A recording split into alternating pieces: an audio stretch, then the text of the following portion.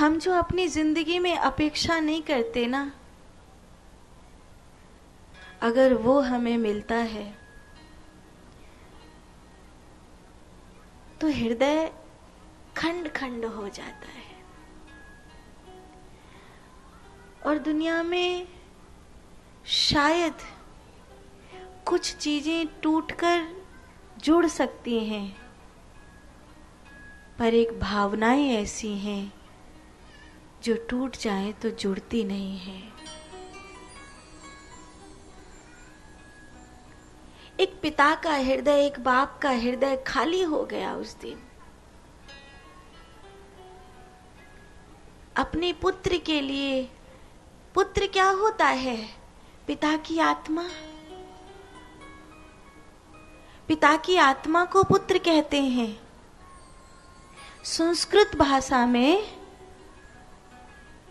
पुत्र को आत्मज कहते हैं और पुत्री को आत्मजा कहते हैं। आज एक छोटी सी बच्ची ने हमसे प्रश्न पूछा। उसने कहा, गुरु माँ, आप कल कथा में कह रही थी कि गौदान बड़े में बड़ा दान है, लेकिन सब तो कहते हैं कि कन्यादान सबसे बड़ा दान है। मैं उसके चेहरे पर देख रही थी। अपने बाप के सामने बैठी थी, हमसे सवाल पूछ रही थी। उसके चेहरे पर एक दिखाई दे रहा था वो पीड़ा कि कोई बाप अपनी बेटी को दान दे देता है।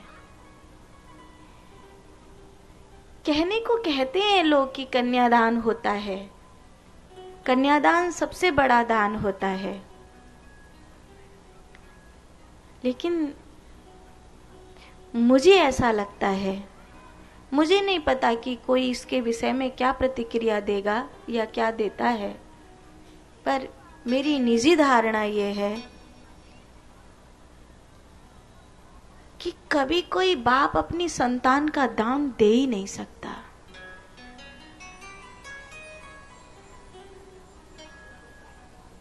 कोई अपनी आत्मा का दान कैसे दे सकता है? दे सकता है क्या? आप किसी चीज को दान देते हो ना, तो उसके कुछ नियम होते हैं। आपने कोई कपड़ा दिया, कोई धन दिया, कोई स्वर्ण दिया, कोई वस्तु दी, गौ माता दान दी, कुछ भी,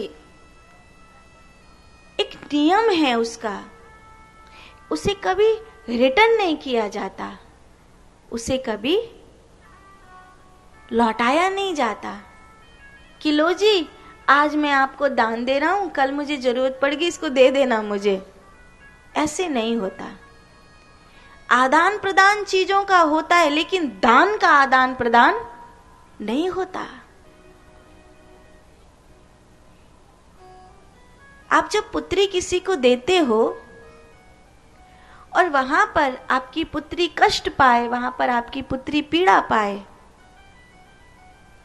तो आप उसी समय कह देते हो, हमारी बेटी हमें वापस कर दो। कह देते हो कि नहीं? क्योंकि वो दान नहीं है, वो आपकी आत्मा है। समझ रहे हो? जिस गाय का हम दान करते हैं, मैंने अगर किसी गऊ का दान दिया तो मुझे उस गऊ के दुग्ध को पीने का अधिकार नहीं है, क्योंकि मैं उस गऊ को दान कर चुका हूं। मैंने संकल्प लिया है कि मैंने ये चीज दान करी है, अब मैं उसको अपने इस्तेमाल में नहीं, अपने प्रयोग में नहीं ला सकता। लेकिन अगर